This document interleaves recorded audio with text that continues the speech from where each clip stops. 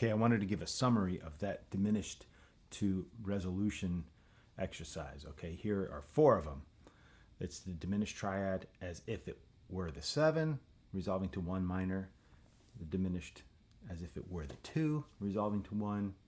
Diminished as if it were the 4, and the flat 6. And as you can see, there are spread triad shapes at the bottom, and then there's triad shapes, arpeggio shapes at the top. And it's a little arbitrary as to which direction it can resolve. Sometimes it can go down, sometimes it can go up. Hopefully it makes sense. Okay, so here's the A diminished triad resolving to B flat minor. So it's a 7 to 1. And here are the chords. So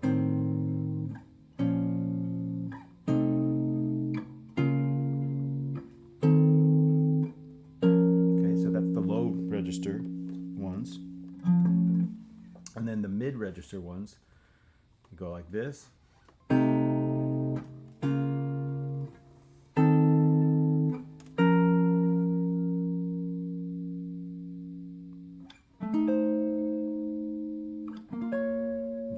the arpeggio shapes.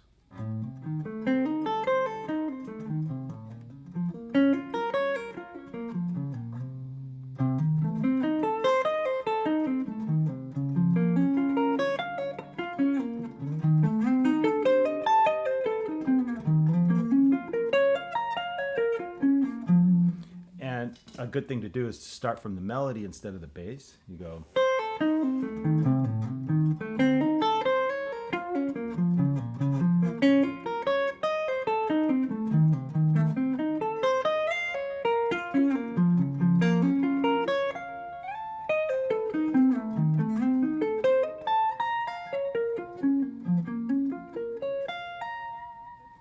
Okay, now here's the 2. As in diminished as if it were the 2. So I'm going to have the same diminished. It's A diminished, but this time it's going to resolve down to G minor. So here are the shapes. A diminished, G minor. Ooh, sorry. You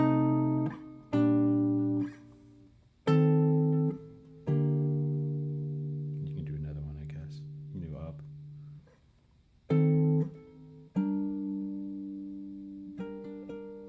And then the low register. Can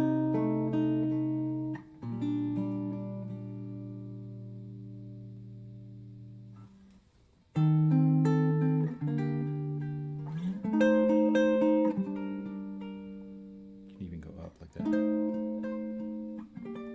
So as you can see, some of them can go up and down.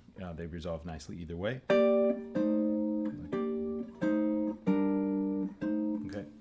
And here are the shapes.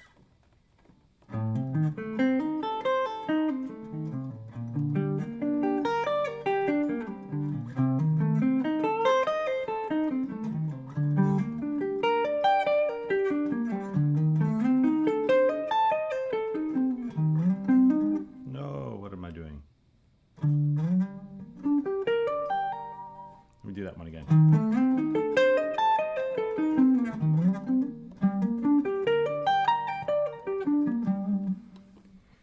And melody first.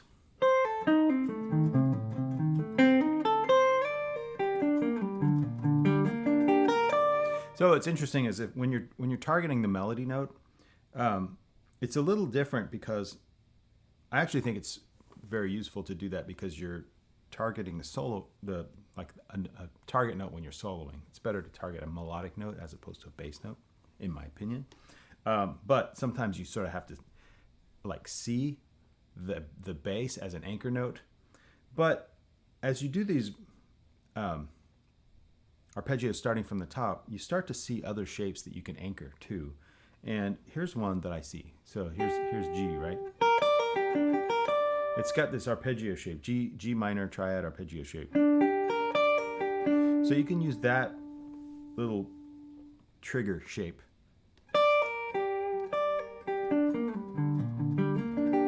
And then it's connected to one of these other ones that you hopefully already know. And then this other one is you're targeting the root.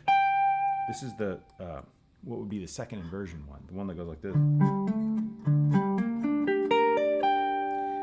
What's interesting is coming back down, starting with the bar, I guess, the roll, is a little weird. So I think coming down, I prefer this. So take that exact shape with a grain of salt. You know, you can adapt them as you wish. But anyway, I'm targeting the root, and you can kind of see that shape that you probably already know, like that shape, you know.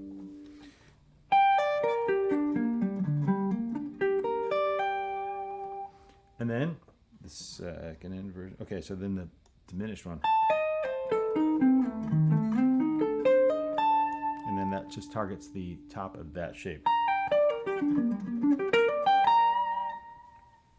Okay, next one. This is as if it was the 4. This one is, I love this sound. Okay, this is that Bach lick.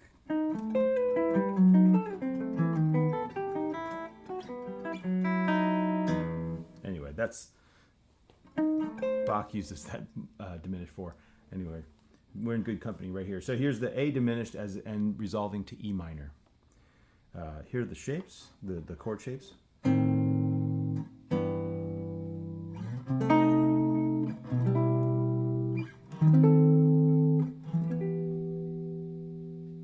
then the mid-register ones.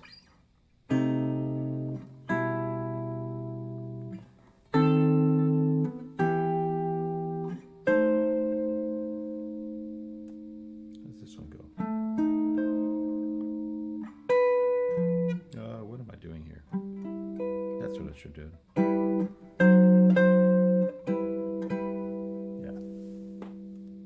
that one. So A diminished.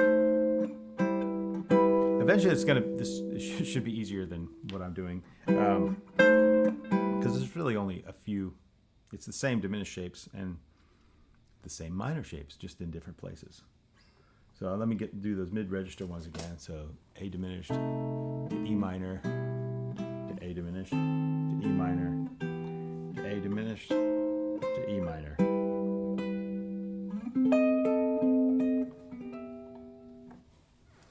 Okay, here are the arpeggio shapes.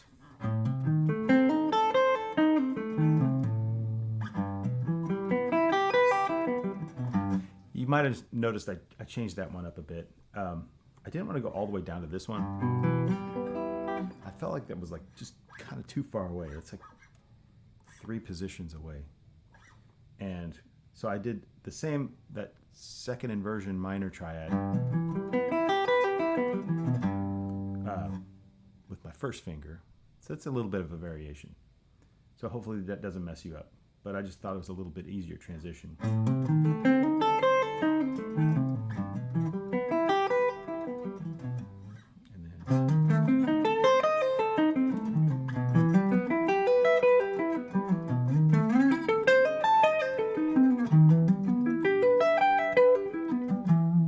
Started from the melody.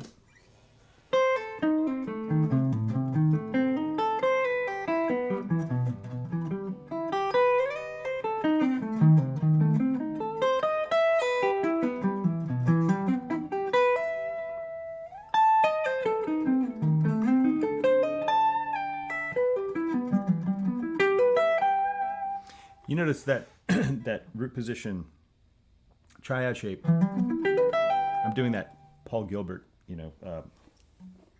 thing where I'm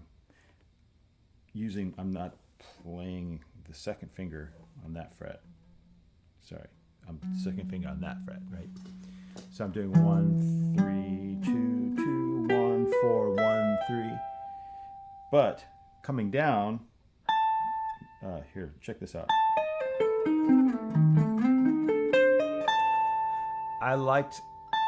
I just kind of instinctively went down to the pinky there. So I know that's a little inconsistent, but I kind of quickly got back into that position. Does that make sense? You might notice that the descending versions might have slightly different fingerings than the ascending version. So going up and down, I was like, oh, this is the best way to shred. And then coming down, it's like, that's not as intuitive as I thought. So yeah, that's one example. So, and then finally we have the flat six diminished. So this is A diminished again, resolving to C sharp minor. Now, of course, if you had a piece really written in C sharp minor, you would not get the notes spelled out as A diminished. It wouldn't be 1 minor third flat 5 like this. You wouldn't get a C. You'd get a B sharp, and then this E flat would be written as a D sharp. So technically, be written 1 sharp 2 sharp 4. As you can see here, the correct spelling is 1 sharp 2 sharp 4. That's why I have A diminished in quotes. It's like enharmonically equivalent to an A diminished. Same goes for the 4 chord. It's a 1 minor third and sharp 4 if its voice is a diminished. Okay, so here are the shapes. We're going to go from A diminished to C sharp minor.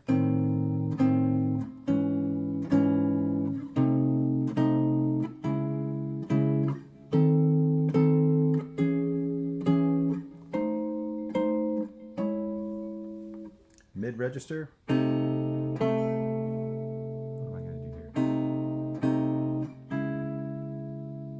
Yeah.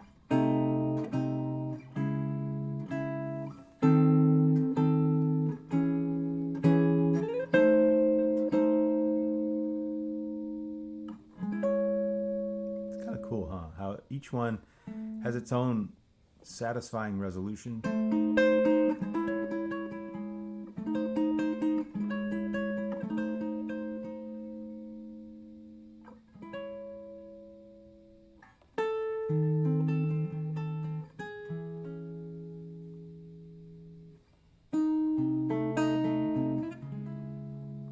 Kind of be cool exercise to go.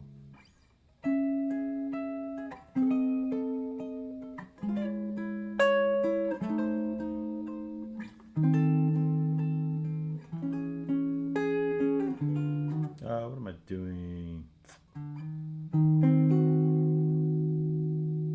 I meant to be this.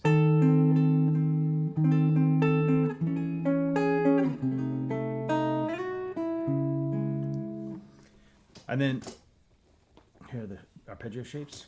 I'm going down a half step.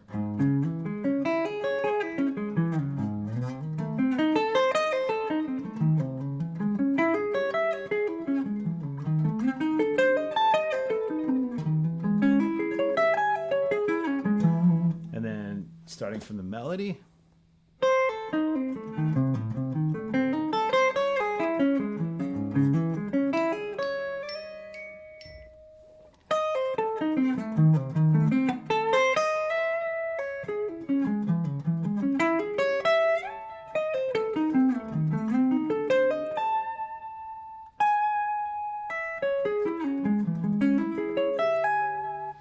These are a lot harder than you think they should be, because there's only 3 shapes, only 3 resolution, 3 tension shapes, 3 resolution shapes. These are just in different places, so you got to be constantly thinking about what note you're targeting. And here is finally, I'm going to do a little if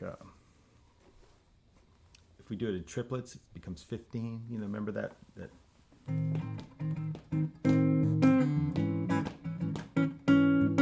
Remember that? So 1, 2, 3, 4, 5. 1, 2, 3, 4, 5. And then that way you can get all the notes.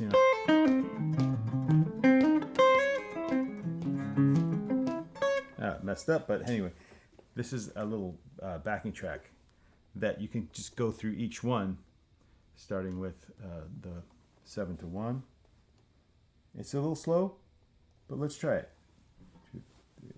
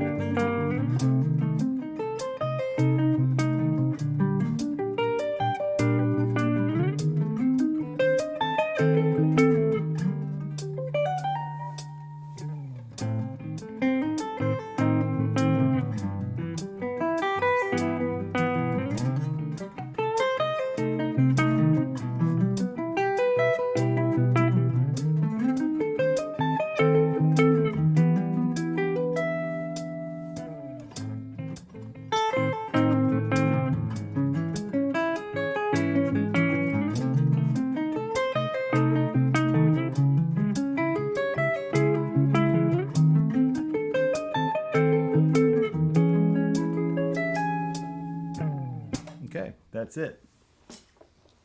Do your best. Okay, see ya.